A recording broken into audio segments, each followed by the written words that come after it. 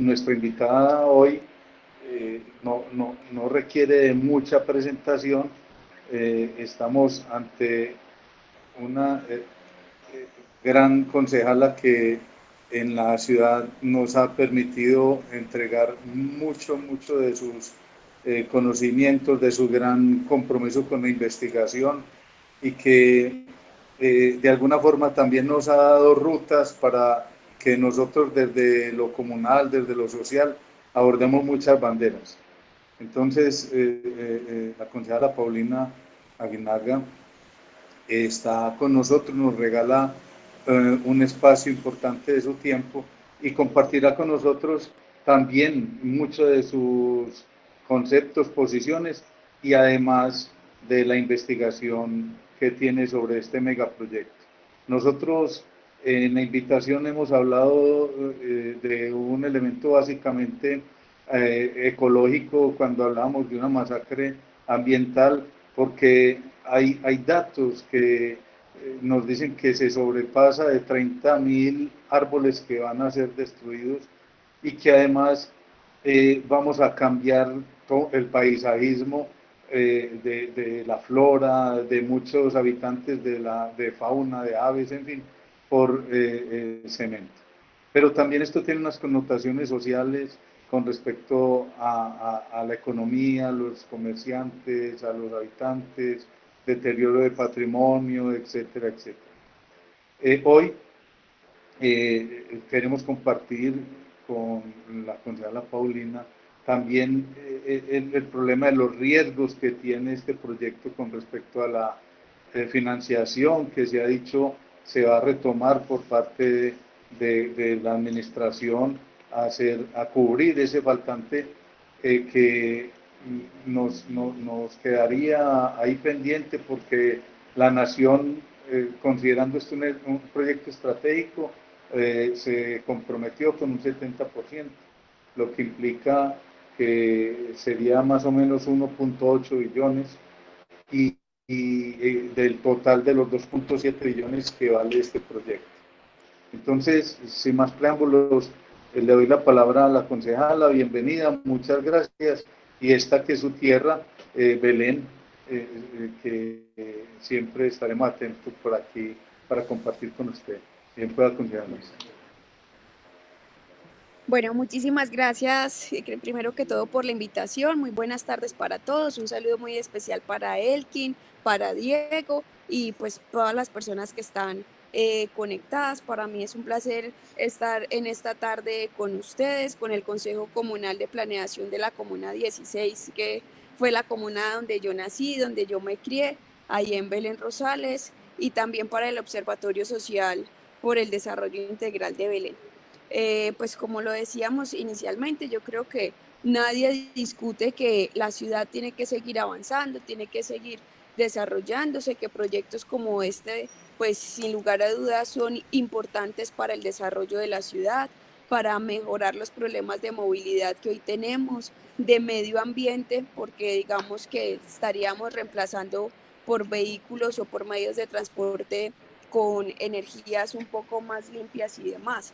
Sin embargo, yo creo que este proyecto pues también tiene sus riesgos, también como lo mencionaban ustedes, la tala de árboles, cambiar como el patrimonio arquitectónico de alguna de las zonas y demás, sobre todo porque en los últimos proyectos de infraestructura que hemos tenido en la ciudad siempre se habla de que se siembran y se siembran árboles, pero cuando uno va a ver, digamos que no son individuos arbóreos como tal, que nos puedan ayudar a reemplazar los que ya existían, que datan de años y demás, sino que se reemplazan por otro tipo de individuos arbóreos que digamos no contribuyen tanto a la problemática de medio ambiente que tenemos de calidad del aire y generalmente simplemente se toman la foto a la hora de sembrarlos, pero pocas veces se le hace seguimiento a cuántos de esos individuos arbóreos se mantienen pues en el tiempo y sabemos que sin lugar a dudas pues este proyecto implicaría también la tala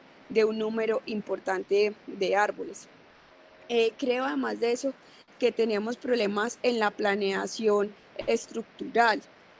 La administración anterior se acaba de gastar unos recursos supremamente importantes, si mi memoria no me falla, son más de 80.000 millones en la adquisición de unos buses eléctricos que se supone debían estar rodando por la 80, y además se invirtieron otros recursos, creo que fue aproximadamente 30.000 millones, en la adecuación de los paraderos de esos buses por toda la avenida 80.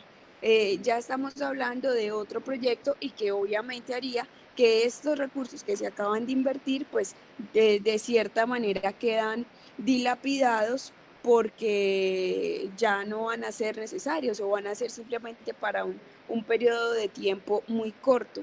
Y además creo que el otro problema de planeación que hemos tenido es que, por ejemplo, cuando se pensó en el tema de los buses eléctricos, tampoco se concertó con los transportadores del sector qué iba a pasar con las rutas actuales.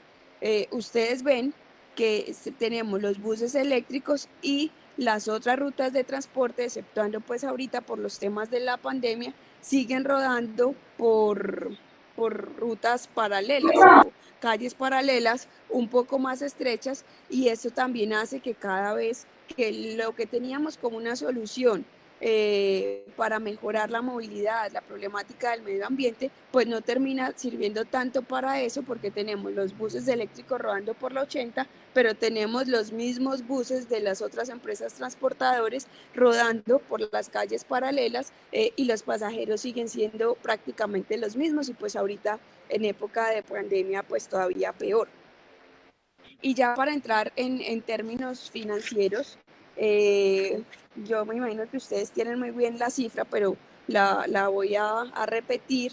El proyecto tiene un costo aproximado de 3.6 billones de pesos, de los cuales 2.5 billones se supone que estarían financiados por la nación, por el gobierno nacional, que ya ahorita hablamos de eso, que creo que es una de mis preocupaciones, y el otro billón restante estaría a cargo del municipio de Medellín, que no solamente sería en dinero, sino también en aportes en especie con los llamados intercambios viales.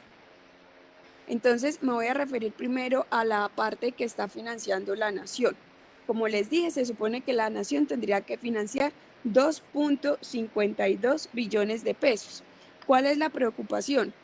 Incluso hasta antes de la pandemia yo lo había planteado.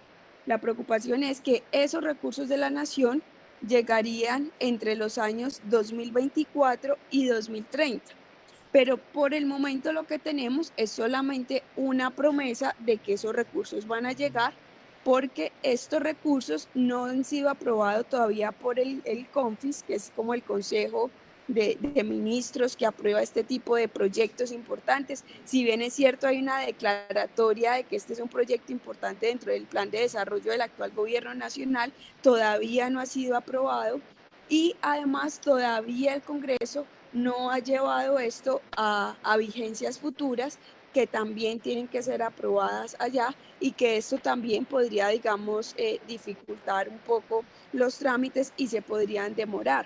¿Y por qué lo digo? Porque tenemos experiencias con otros proyectos también de infraestructuras que además termina siendo, digamos, injusto para la ciudad, porque por ley de metros se supone que sería la nación la que debería financiar cerca del 70%, la alcaldía el 30%, pero digamos que esto no ha pasado con los proyectos de infraestructura y de transporte público en la ciudad. Acá nosotros estamos pagando la deuda del metro, hemos construido el tranvía y los metrocables también con recursos propios, y por eso me atrevo a poner como ejemplo el metrocable Picacho, que también tenía un costo inicial de casi 300.000 millones de pesos. La nación se había comprometido inicialmente con 100.000 millones, después lo bajó a 50.000, incluso dijo que hasta parte de los recursos de ISAGEN iban para el metrocable Picacho. Finalmente esta es la hora que esos recursos no han llegado, y es una promesa del gobierno nacional, incluso desde el gobierno de Juan Manuel Santos, y ni ese gobierno cumplió, ni este gobierno actual, pues a pesar de que es de mi partido, hay que reconocerlo, nos ha girado los 50.000 millones de ese Metrocable Picacho y llevamos cerca de, vamos a gustar 3 años, 4, esperando esos 50.000 millones.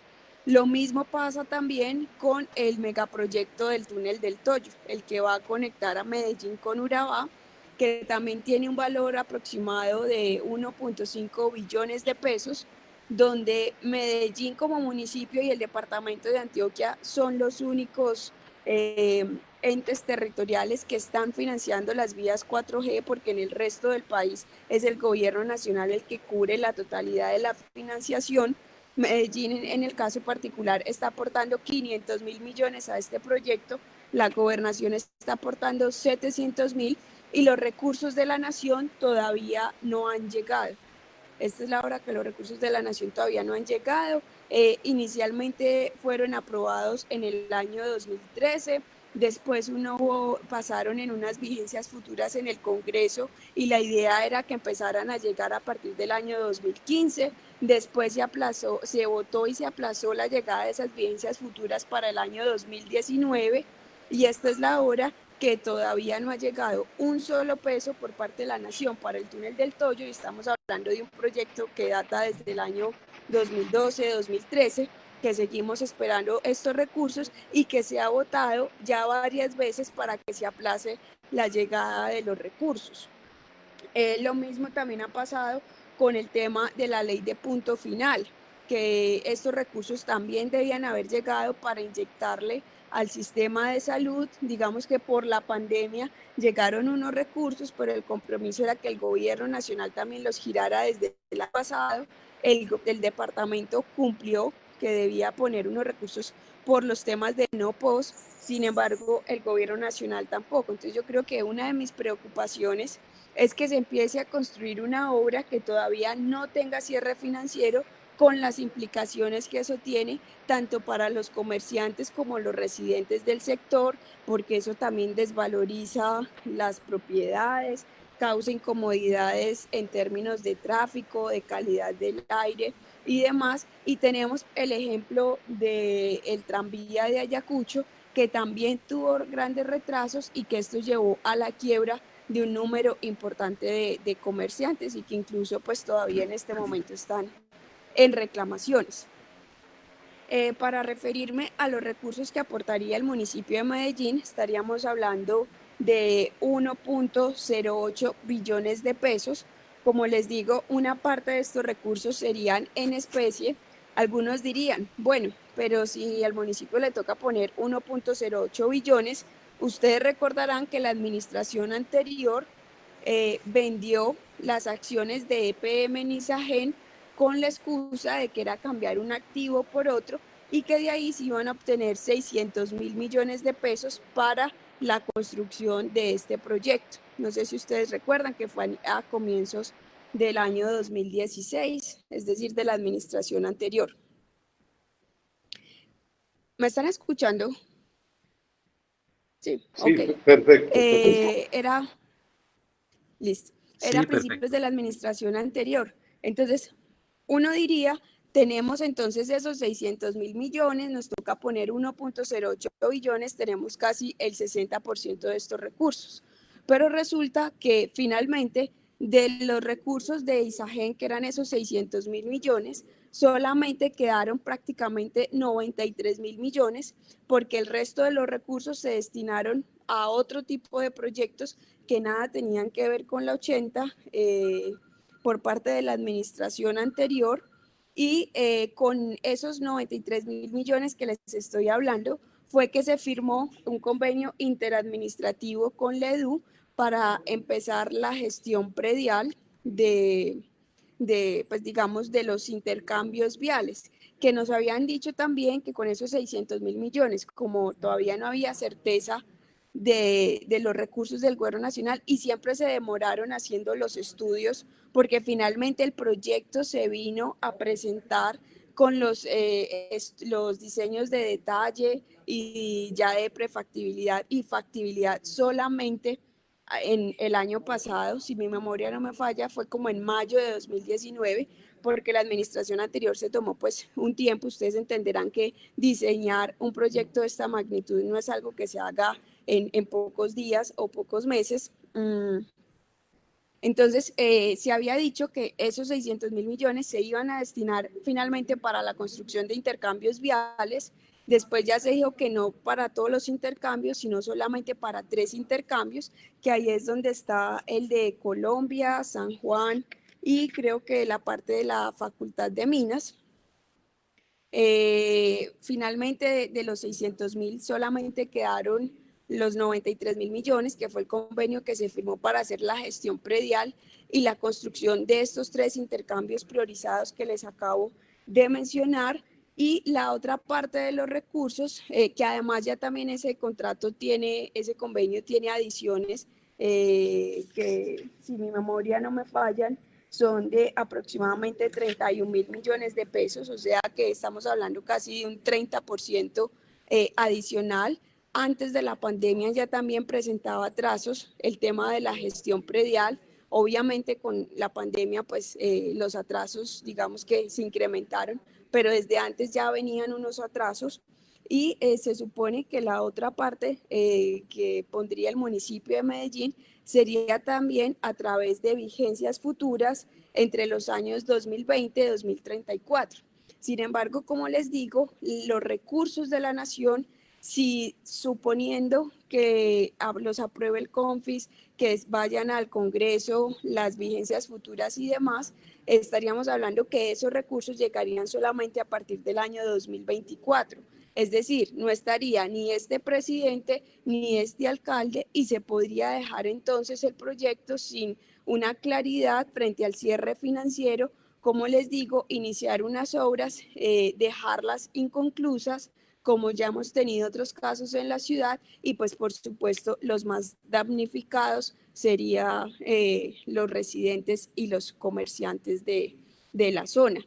Yo no me opongo al proyecto, creo que podría ser un buen proyecto, que además podría también ayudarnos con los problemas de movilidad, pero sí creo que debemos tener certeza de que esos recursos sí van a llegar, que no se va a dejar una obra iniciada y que en medio de esta crisis que ya tenemos por los efectos de la pandemia, no vamos a terminar, digamos, quebrando otros comerciantes que lograron superar esta crisis. Esa es mi mayor preocupación, obviamente también los temas ambientales y demás, pero considero pues que se deben ser cautelosos, porque cuando nos dicen que esta administración logró en 70 días lo que las otras no habían logrado durante años, creo que es desconocer los procesos que venían de atrás, que este era un proyecto que venía desde la administración anterior, que se habían hecho todos los estudios y que en últimas, pues ahorita lo que tenemos es una promesa de que van a llegar unos recursos por parte del gobierno nacional, pero esto ni siquiera lo tenemos ya aprobado por el Congreso para tener las vigencias futuras. No sé si quieren que les hable de algún otro Sí, tema sí, o qué piensan. sería muy importante si nos amplías eh, las posibilidades reales que hay de financiar el proyecto por los recursos de EPM. Te escuchaba en estos días en un programa donde hacías un análisis sobre la situación financiera de EPM y cómo casi que es, digámoslo, imposible que de ahí salgan esos recursos que en este momento la alcaldía piensa ampararse en ellos para desarrollar el proyecto. Si fuera tan amable, por favor. Sí, digamos que pues o como yo entendí las cosas y hice lectura de cómo sucedieron las cosas, ustedes verán que el alcalde hizo el anuncio simultáneo de que el gobierno había declarado esto como un proyecto de interés nacional y que iba a enviar la plata al mismo tiempo que estábamos en la puja por Electricaribe, que era un negocio supremamente, o que era, no, o que es un negocio, yo lo considero así, supremamente riesgoso para EPM, no solamente por la poca cultura de pago que hay en la costa, que ya EPM la ha padecido con aguas de Malambo, sino también por todas las inversiones que hay que llegar a hacer allá en los próximos años. Se calcula que en el mediano y corto plazo estamos hablando de casi 5 billones de pesos y que en el largo plazo, o sea, en un periodo de 10 años, serían casi 10 billones de pesos. Entonces esto fue casi que un trueque prácticamente entre el gobierno nacional y la administración. Usted me dice que me va a dar los 2 billones para el metro ligero de la 80 y EPM va a ir a pujar por Electricaribe.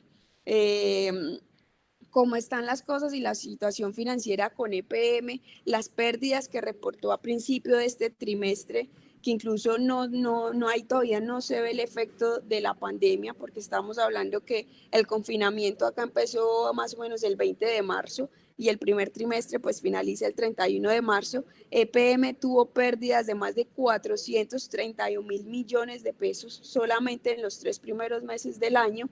Tiene además que invertir otros 5 billones en los próximos años en Hidroituango, más lo de Electricaribe, entonces la empresa no tendría recursos ni la forma, además con la crisis que tenemos actualmente, el alto endeudamiento, pues no tendría la forma de financiarlo.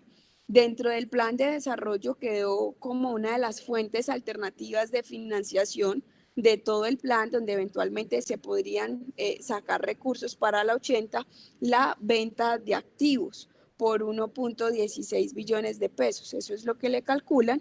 Sin embargo, lo que ha dicho la administración es que sería por la venta de la participación accionaria que todavía se tiene en UNE. Pero esto también es muy incierto, uno atreverse a decir cuánto va a recibir y cómo lo va a recibir, porque ustedes saben que esto también implicaría un análisis muy juicioso en términos técnicos y financieros de cuánto es que vale esa participación. También hay unas cláusulas que dicen que en caso de que PM quiera vender, hay que darle la primera opción al socio extranjero que es Millicom, y si Millicom se puede tomar hasta un año para decidir si compra o no, y después entonces miran y salen a vender juntos. O sea, hay unas cláusulas también que no se pueden pasar por alto, que implican unos tiempos y que por ende no sería tan fácil, más todo el desgaste político con los sindicatos y demás que implicaría tomar la decisión de vender lo que resta de UNE para poder financiar. Entonces yo creo que por este momento pensar que PM podría financiar en caso de que no llegue lo de la nación o en caso de que el municipio por efectos de la pandemia no tenga los suficientes recursos de sus fuentes propias como los impuestos y demás para financiar este proyecto, no lo veo viable en este momento. Yo quisiera abusar un poquito de su análisis y preguntarle qué tan viable sería su ejecución en un año, en 2 años y en 4 años y hasta dónde llegarían. Porque se nos ha dicho que de manera inmediata iniciarán el proyecto desde Caribe, de pronto hasta Colombia, y luego en otra etapa irían hasta la 30 y finalmente pues para terminar en la licorera. Según el panorama financiero que usted nos está describiendo, veo que casi que es un imposible hacer en esos tiempos que se están planteando y además las obras que se está diciendo porque tendrá que venir también compras de bienes, etcétera, etcétera, y adecuaciones.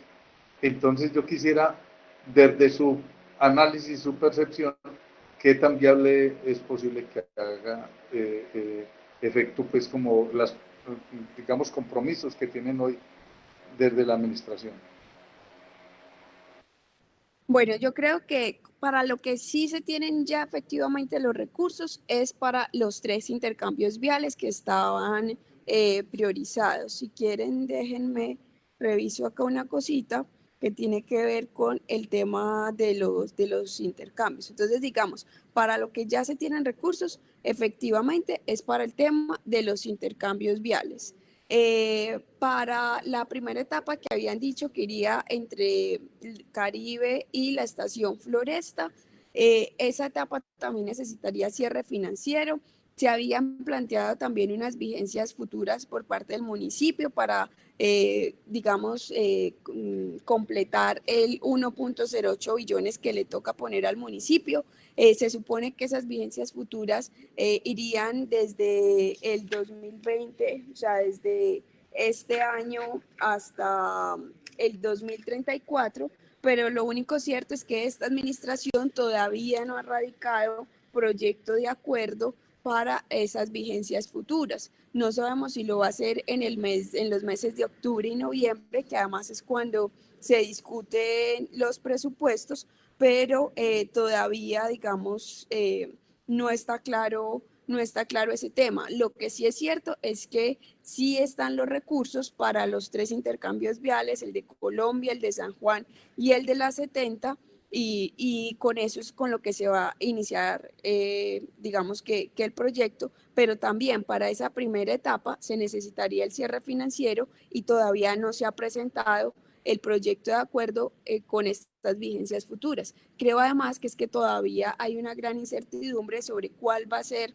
realmente el efecto de la pandemia en las finanzas del municipio, porque se han dado algunos alivios tributarios, algunos beneficios, pero de todas maneras el recaudo por temas de impuestos sí se ha afectado, por las pérdidas también que presentó EPM en el primer trimestre de este año. Es muy probable que las transferencias para el próximo año que le hace EPM al municipio de Medellín, que también es como otra de las fuentes principales de financiación del presupuesto municipal, disminuyan por la misma situación financiera en la que se encuentra EPM. Entonces creo que todavía hay una gran incertidumbre para poder iniciar esa primera etapa. Lo que sí es fijo es el tema de la construcción de los 3 intercambios viales, el de Colombia, el de San Juan y el de la 70.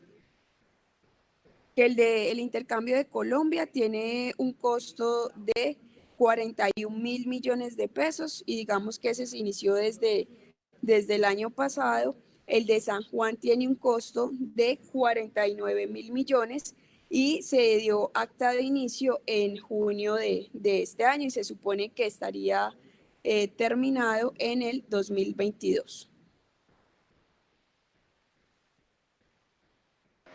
Bueno, excelente. Salió mejor de lo que yo estaba esperando en esas proyecciones. Nos disculpa, abusamos otros 10 minuticos de usted por si alguien de los que está presente aquí en esta sala nos quiere hacer algún comentario o alguna pregunta. Por favor, María Isabel, si hay algo en Claro el que chat. sí. Hola, muy buenas tardes. Gracias, Don Elkin. Hola, Paulina, ¿cómo estás? Muchas gracias por la Hola, charla, María muy Isabel. interesante. Bueno, sí, por acá tenemos una pregunta de Manuel Restrepo Pérez que dice, quisiera que la doctora nos diga si conoce los proyectos de las 2 circunvalares, que para algunos es la respuesta a movilidad, la conectividad y lo ambiental. Bueno, digamos que los proyectos de las circunvalares es algo de lo que se ha hablado, incluso pues que también sería una solución de movilidad y demás, pero lo cierto es que esto todavía no está como tal en el radar, no quedó dentro del plan de desarrollo y ustedes saben que lo que no queda dentro del plan de desarrollo en este cuatrenio pues es algo que es prácticamente inviable porque lo que no queda ahí pues no tiene recursos, no se prioriza y demás. Entonces, dentro de este plan de desarrollo, lo que quedó priorizado en términos de infraestructura es el metro ligero de la 80 y también una inversión muy fuerte en la parte nororiental de la ciudad con la continuación de Parques del Río en esa zona, que además pues también estaríamos hablando de una inversión de casi 400.000 millones de pesos, que pues que uno se pregunta si esa de verdad es la prioridad para esa zona, tener un parque cuando no se han solucionado los otros problemas de infraestructura como de servicios públicos, de acceso a agua potable y demás. También de un proyecto que venía desde la administración anterior, en términos de infraestructura, sería la continuación de la doble calzada Moravia-Zamora, que ya también el área metropolitana había puesto como unos recursos, pero el tema de las 2 circunvalares no está todavía claro no está todavía claro, no quedó en el plan de desarrollo. Para los lados del sur también quedó pues continuar con la doble calzada de la avenida 34, que digamos también sería otra solución pues para los problemas de movilidad de esa zona del poblado. Listo, muchas gracias. Y por acá, por Facebook Live, tenemos un comentario de Gabriel Jaime Ospina que dice: respeta cómo se llevan los recursos para otros proyectos diferentes a los que estaban destinados y que son para beneficio de la comunidad. Y ya no tenemos más preguntas. Bueno, es que yo creo que Octavio tenía por ahí algún comentario especial para hacerlo en este momento con la concejala presente. Elkin, muchas gracias y muchas gracias a la concejala Paulina por la deferencia con nosotros, el Consejo Comunal y con la comuna. No, muy clara la exposición que hace la concejala y la preocupación de nosotros acá en la comuna en cuanto al tema del metro de la 80 es el sector occidental de la ciudad y de la región. La 80 es la única vía rápida que conecta de norte a sur el Valle de Aburrá. Con la construcción del metro de la 80 perdemos esa única vía. Y ni la administración ni el metro nos ofrecen otra vía alterna a la 80 que supla lo que se va a perder con el metro de la 80. Porque ni la 76, porque la 76 es en un solo carril, ni la 70 porque la 70 se mocha en Laureles y por Bolivariana al otro lado pasa Bolivariana y continúa, entonces la 70 tampoco es vía rápida, la 76 tampoco, la 84 tampoco, la 83, entonces esta zona de la ciudad no tiene otra vía alterna si se llega a construir el metro, entonces esa es una de las preocupaciones que nosotros tenemos también, porque se pierde la única vía que está obsoleta, la 80 hace mucho tiempo no se interviene, entonces al construir el metro se va más de la mitad de la 80, entonces es una calle de barrio, si lo podríamos llamar así. Entonces una de las preocupaciones es esa. Y lo otro es el problema ambiental que genera, que es esta zona, estamos con una problemática de contaminación muy fuerte y las pocas zonas verdes arborizadas que tenemos, poco a poco las han ido acabando. Y la 80 es una de las pocas zonas que también tiene en ciertos tramos una muy buena arborización. Pero al construir el metro, esa arborización se va al piso. Y como decía la concejala, siembran, lo reemplazan con chamizos que no tienen continuidad y entonces al cabo de 6 meses esos árboles o esas plántulas que siembran se secan. Entonces la preocupación también la ciudad o la administración y el metro deberían de ofrecer otra alternatividad de movilidad y nosotros decimos que esa alternatividad es la circunvalar occidental, que incluso le ayudaría a la ciudad y a la región y al departamento a desembotellar la parte occidental del Valle de Aburrá y nos conectaría también con el Valle del Río Cauca arriba en Santa Fe de Antioquia mucho más rápido conectando con el túnel de Occidente. Sería eso, Elkin. Muchas gracias. Don Elkin, por aquí tenemos otras 2 preguntitas y una última intervención. Entonces nos vamos con José Elías, que dice: pregunto, ¿no será muy rigoroso empezar un macroproyecto como este con solo la financiación a medias y cuál es el intercambio de la 70?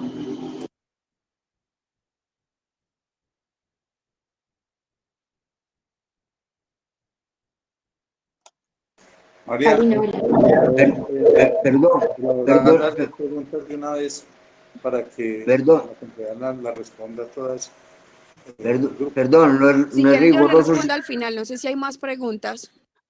Perdón, no es riesgoso, sino, no es riguroso, sino riesgoso. Riesgoso iniciar el proyecto no con la financiación total de la obra, de un macroproyecto por esto.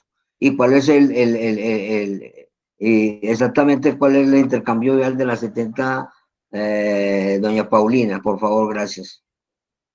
Listo, gracias, don José. Bueno, esa sería la pregunta. La otra que tenemos por acá en Facebook Live, que la hace Yomi, dice, ¿qué se tiene planeado en atención al sector comercial y residencial en la afectación de obras en las vías? Listo, solo hay esas dos preguntas. Bueno, entonces contestando la primera, digamos que parte también de la idea de construir un sistema de transporte masivo es desincentivar el uso del transporte, desincentivar el uso del transporte privado y de la motocicleta.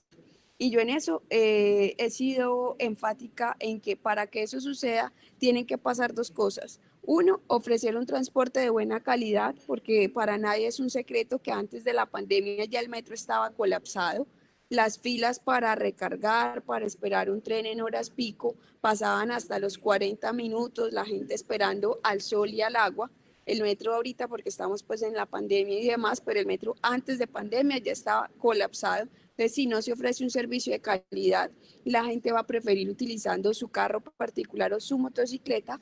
Y el segundo componente supremamente importante, que también quedó una parte dentro del plan de desarrollo y fue una propuesta mía, es continuar con la integración tarifaria, porque para Medellín transportar, o en Medellín, o en el Valle de la Urrá, transportarse, valga la redundancia, en transporte público, para algunas personas termina siendo supremamente costoso, porque el sistema no está integrado. Entonces, una persona que le toque pagar 4 pasajes diarios y que se gane un salario mínimo, termina destinando entre el 25 y el 30% de sus ingresos única y exclusivamente a movilizarse porque le toca pagar los 4 pasajes diarios y sale supremamente costoso.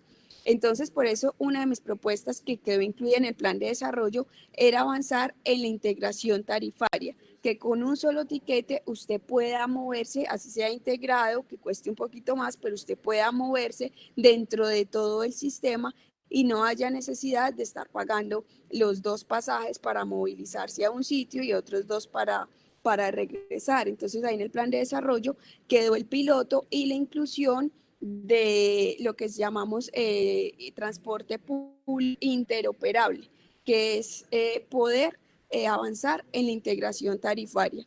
Y también fue otra de mis propuestas desde el año pasado y logramos que quedara incluida en el plan de desarrollo, es que después de las 10:50 de la noche prácticamente muere el transporte público. Y por el momento estamos en pandemia, pero vamos a salir de esta pandemia. Y ustedes recordarán que Medellín pues ya se está convirtiendo en una ciudad de servicios que necesita también un transporte público que opere más allá de las 10:50 de la noche y que también tenga la posibilidad de operar más temprano en la mañana.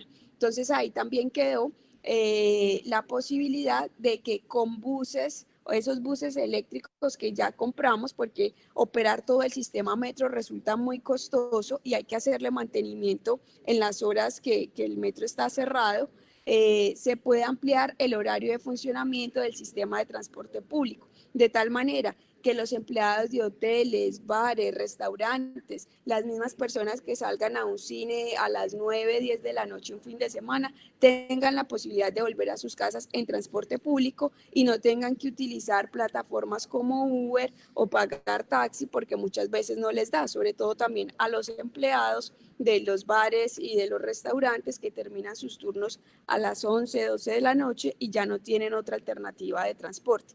Entonces, digamos que muy bien que queramos tener un sistema de transporte masivo, desincentivar el uso del vehículo privado, pero si no tenemos un buen servicio de transporte, que la gente no esté hacinada y no esté haciendo colas como pasaba en el metro, que tenga una tarifa competitiva y que tenga un horario amplio de operación, pues esto no va a pasar.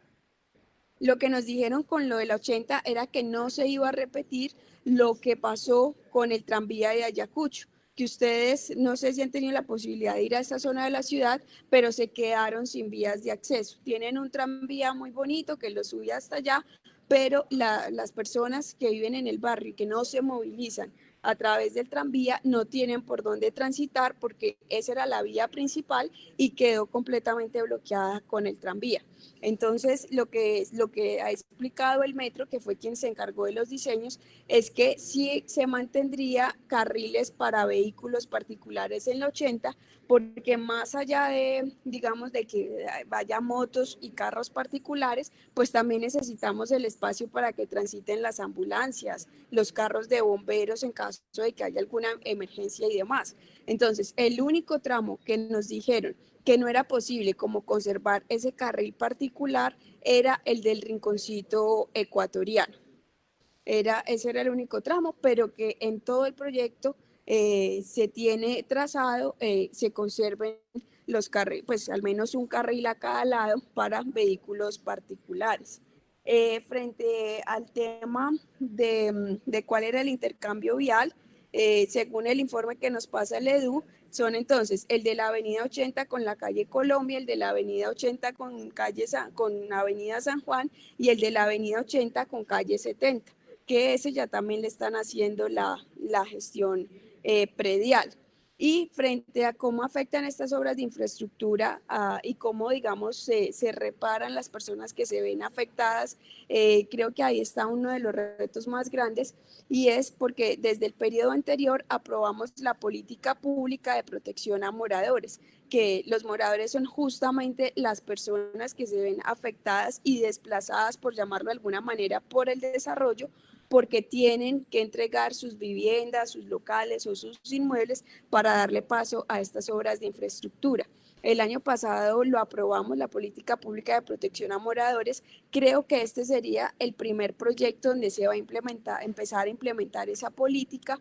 Digamos que ahí se garantizaron unos mínimos para la gente que tenga que desplazarse por el desarrollo, por llamarlo de alguna manera, que en lo posible se puedan reubicar dentro del mismo sector, que sea también a precios justos, porque muchas veces se ha visto que le dan a la persona una cantidad de dinero que no es suficiente para comprarse el equivalente en algún otro barrio de la ciudad, porque muchas veces así se quieran quedar en el mismo barrio, ya no hay espacio o no es posible. O también los dejan en arrendamiento temporal durante años, pagando un arrendamiento temporal durante 3, 4, 5 años sin poderles encontrar una solución de vivienda definitiva.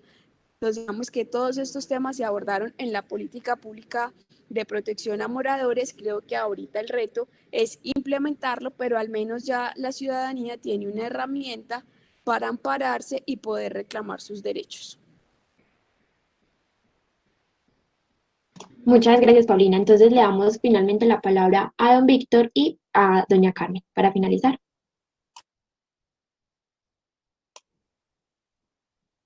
Don Víctor, no le escuchamos. Muy buenas tardes, muchísimas gracias por la oportunidad. Mi nombre es Víctor Giraldo, edil de la Comuna 5 Castilla. Una atención especial para don Erkin Orlaz, que siempre me invita a las conversaciones, y a todo el grupo de colaboradores allá en Belén.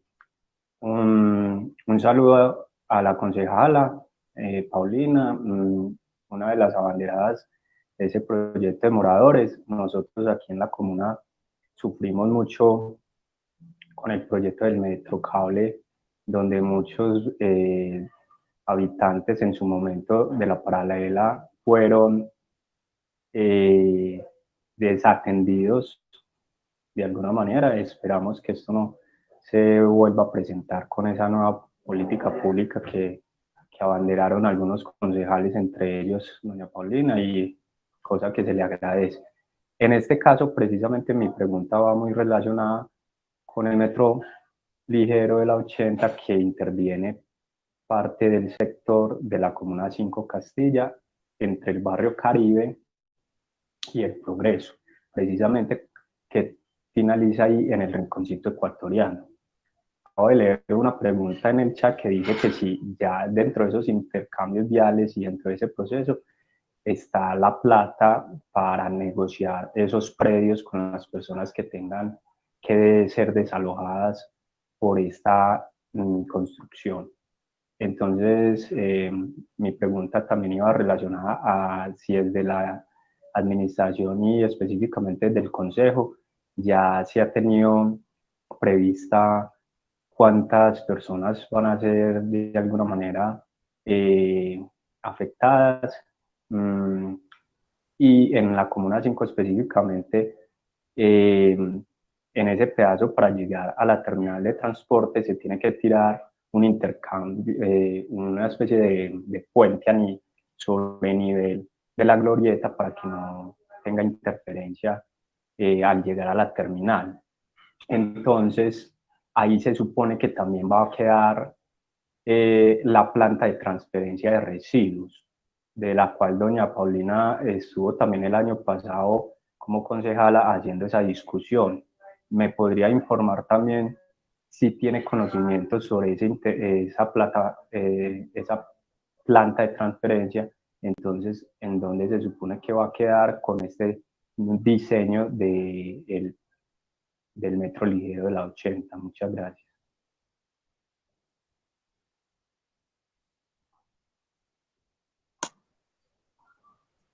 Carmen. Listo.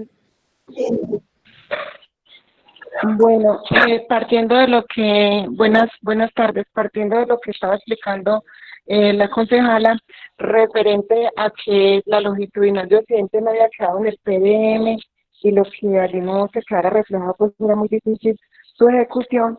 Yo le hago una pregunta, partiendo de que nosotros en la recolección de insumos del PDM fue la propuesta más votada y fue la prioridad que le dio la comunidad de Belén. Dentro de esta participación se nos había informado que había todavía pendiente por bajar algunos proyectos.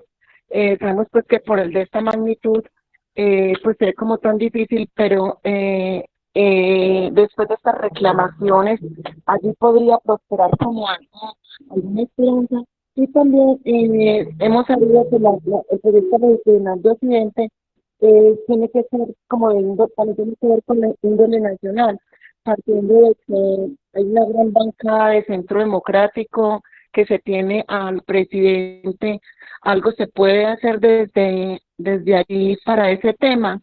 Igualmente, entonces nos preocupa el tema de Belén Rincón, que ha sido el más afectado en el embotellamiento en la parte de movilidad y transporte, frente a todas las cuestiones de estos planes que ejecutaron y donde nos dejaron toda la parte de la amenaza que ya por la administración, y entre las amenazas de esos planes parciales estaba precisamente lo que ahorita está afectando, que era el desembotellamiento, el de las vías, y ahora con el tren de la 80 entonces sí sería peor y sería pues como más grave la situación. Esa es como la pregunta para ella. Bueno, y finalmente, doña Olga, y finalizamos.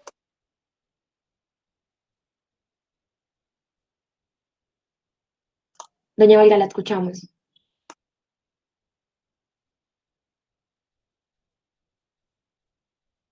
Bueno, como que no está en el espacio, entonces, concejala, ya puede responderles y ahí terminaríamos.